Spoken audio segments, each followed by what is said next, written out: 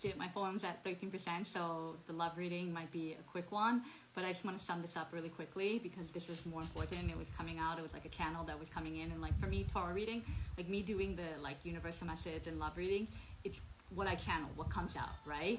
It's not like it's kind of form of clairvoyant, but it's not clairvoyant in the sense where they're able to see images and see pictures of what they know. It's like I get thoughts and messages of what I'm meant to say. With my poetry, with my tarot, I just have that ability to channel directly from source things that it wants me to say to come out, like what I'm talking about right now.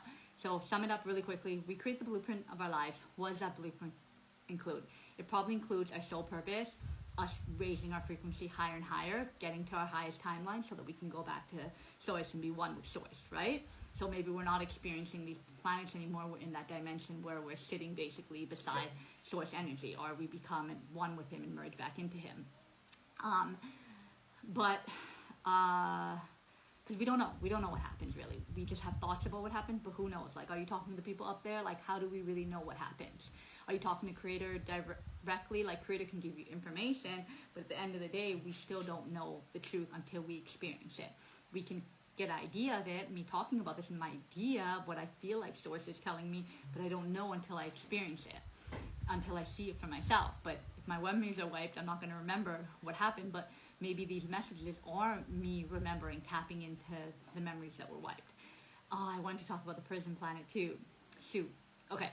So, anyway, so blueprint, we create it. What does it entail? Does it entail soul contracts with people? Or is it that in lifetimes we've accumulated this karma with people that we need to close out because of the actions that we did in each lifetime, that we weren't acting on our highest timeline and we were choosing to act from a place that was negative, right? So those are things that we must close out in order for us to raise our frequency. And another thing is that we start on our abundant timeline. So we start out with this high frequency, but through life challenges, and the thing is those life challenges are karmic things that we need to close out. So as a baby, you see a baby is pure, and so it's like we start on this abundant timeline, positive, but because of the karma and the negative stuff that we accumulate in lifetime, sometimes our life is met with challenges, right? Now I'm realizing, because I'm like, would someone choose to be born in this difficult situation where they're in a war-torn place, let's say, or they're in a family that like is toxic, right? And to whatever degree that is. And it's like, it could be that situation happened because not that they created the blueprint for their life, the things that they did in their past lives, I think, put them in that situation where they're in this situation because of all the karmic, all the hurt that they did in that past life. This is what just my thoughts. This is what I'm just coming in and what I've been thinking. And I thought about this in the past, but I've kind of let it go. But now it's like coming in really strong that it's probably the stuff that they did in a previous life. And I just recorded a 5-minute video and had no sound on it when I double checked that it was working, but it didn't work. That's what happens sometimes. Your message that comes out fluidly.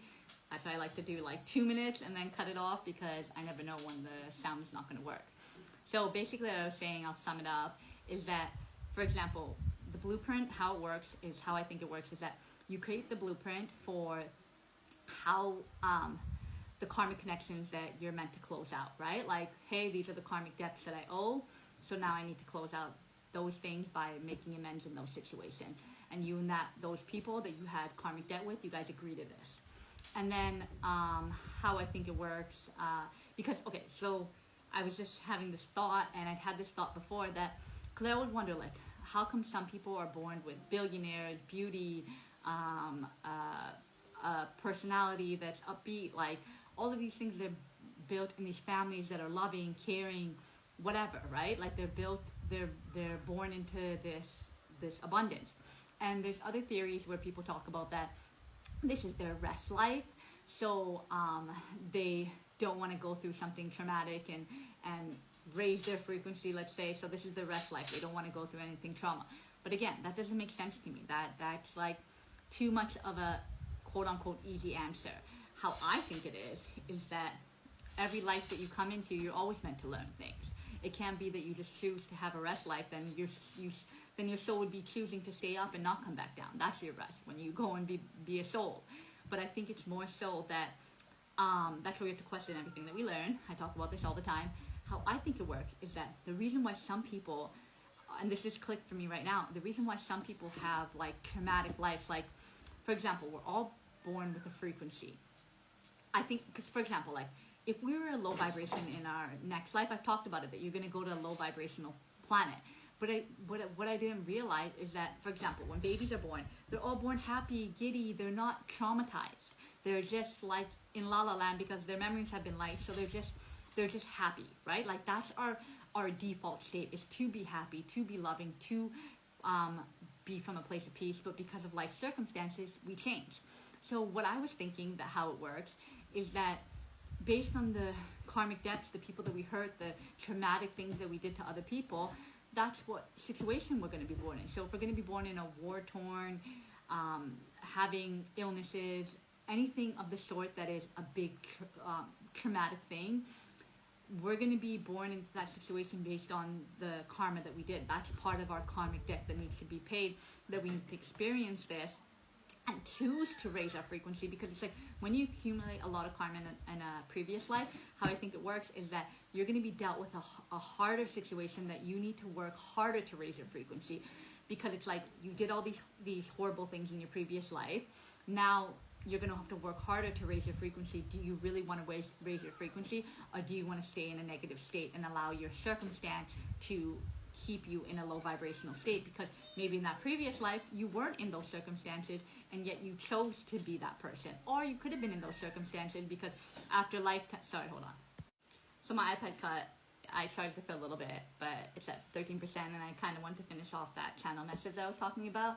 But basically, like, they say that your kids can come back as your brother, your sister, another person in your life. But I don't know if I necessarily believe that. Like, I think that your kids are always your kids.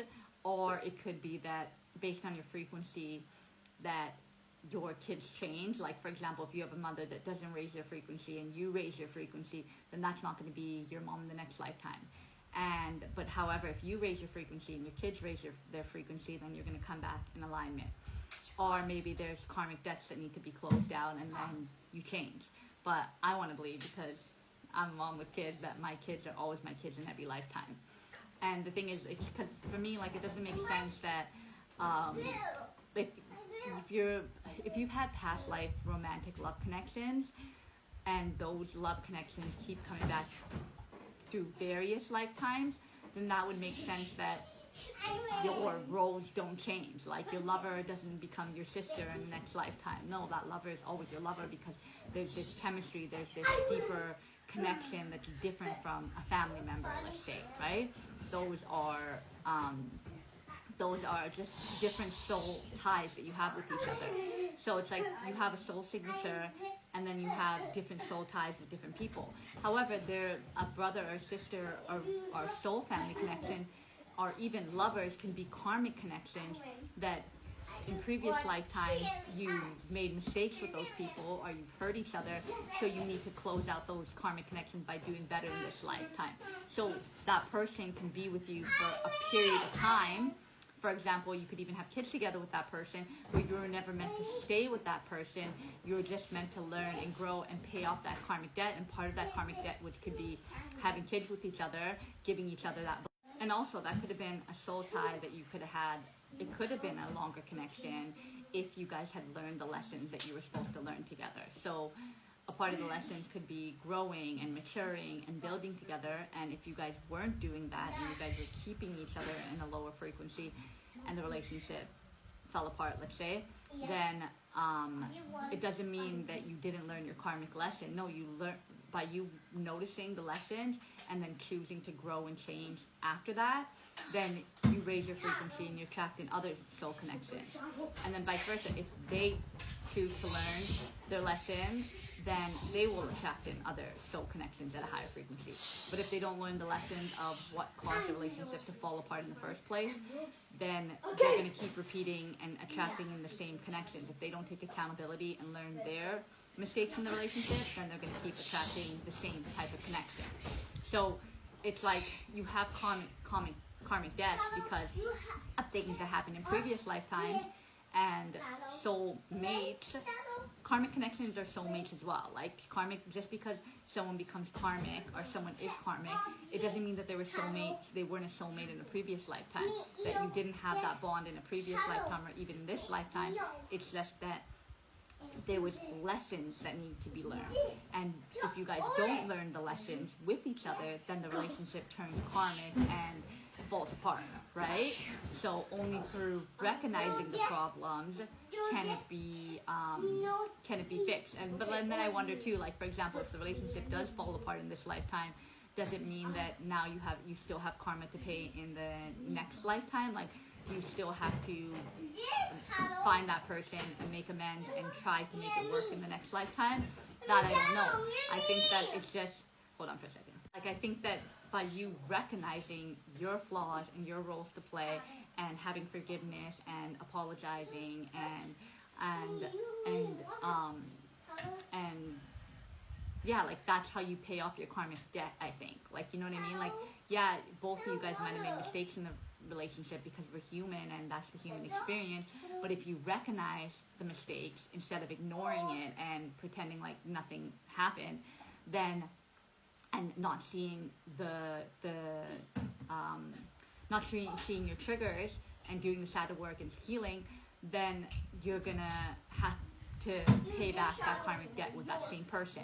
But if you recognize your role to play and these other things, recognize your role to play, do the healing, grow as a person, raise your frequency, then that karmic debt doesn't need to be repaid again, right? Like, the very act of coming back together and trying to make it work and seeing that it, like, recognizing the flaws within the relationship and recognizing that it just doesn't align because, so yeah, everything I learn I start to question. Like, this is why this sounds so jumbled of what I was just talking about relationships, like past relationships. Like, are they soul contracts? Are they karmics that you just need to close out? Like, there's certain people that you just have that instant connection with and it's not toxic and the relationship's just flowed because there's chemistry and compatibility. There's people that you have compatibility with, but the chemistry is just not as strong, and then you try to stay in that relationship, but it doesn't work out because you're settling. You're basically settling. However, was that a karmic connection that you needed to experience in order to learn the lessons to have self-worth and not settle in life, right? And also, is that, for example, if you've had kids with that person, was that a karmic debt that you need to pay? And one of the forms were having kids and bringing those angels into the world with that partner, right? So it's like one of those things. So it's like when we talk about karmic debts, we don't know what karmic debts are repaying, right? Like, it could be money even, right? That you owe this person in the previous life $500, so in this life you have to somehow give them back the $500, right? So it could be karmic debts, could be anything, and we don't know the extent of it. We can look into it and try to find out information about it, but at the moment I don't know the extent of what karmic debts are and how we pay them off and how we know that we paid them off. And a part of me is like the karmic debt is learning the lesson, right? So it's like you can attract in the same type of person who cares about you, who's there for you, but is like a best friend that you don't have that chemistry with, right? Sorry, hold on for 1 second. So it's like your lesson could be learning how to trust your intuition, to not just pick someone just based on compatibility. Or say you pick people just based on chemistry and you have insane chemistry, but you didn't have compatibility with that person, so the relationship fell apart as well. So it's like one of your lessons that you needed to learn was about taking your time to build that friendship with someone that you have chemistry with, and vice versa with compatibility, taking your time to see if, and not even taking your time, like off the bat, if there's no chemistry with that person that you have compatibility with, then you don't pursue that relationship because you know in the long run that's not going to work out because you're settling and then you don't feel fulfilled in the long run.